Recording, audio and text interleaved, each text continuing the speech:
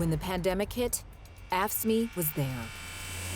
We're feeding the students. Taking care of patients in a 911 emergency setting. We're still maintaining the fight to make sure that our buildings are disinfected and safe. Our economy was hit hard. This is a disaster. What we need is unrestricted state and local aid going to state and local governments to help provide essential public services every single day. AFSCME launched a massive effort to force Congress and the Trump administration to fund the front lines. It's going to take a public service army to face this pandemic head on. Don't let Congress fire the frontline workers that can save us. Activism went digital. From homes across the nation, we called Congress. We emailed elected officials. We told our stories, and we never lost sight of what was most important.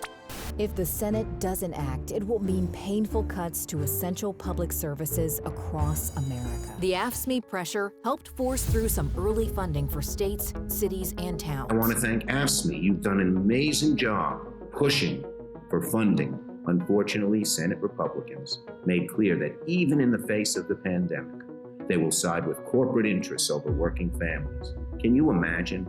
The number one thing Leader McConnell wants is immunity from corporations when they jeopardize a worker's health. Shame on him. For the moment, though, Mitch McConnell still runs the U.S. Senate, and he's the one who said we need to hit the pause button on federal aid. He even said states should go bankrupt. The good news is, control of the U.S. Senate is still up for grabs. On January 5th, Georgia will hold not one, but 2 Senate runoff elections. A victory for John Ossoff and Reverend Raphael Warnock will create a pro-worker majority that will pass the urgent state and local aid we all need. We can do this together. AFSCME's members have been leading the way. This is all hands on deck. We got to work to flip the 2 seats up for grabs in Georgia. Because of our effort, we won the White House. And we won majorities in Congress that have our backs. With the groundwork done, we kept up the pressure.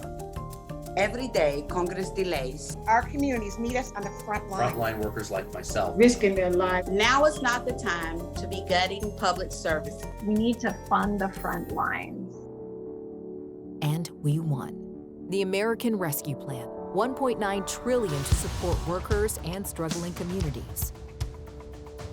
And funding for schools, public transit, home care and nursing homes, behavioral health and community services, veterans homes, pensions, child care and Head Start, museums and cultural institutions, food for children and families in need, public health, COVID testing, treatment, and vaccines. Well, we've won. A relief bill has been passed because of your activism, because of your commitment, because of your dedication, because you got the job done. We are AFSCME.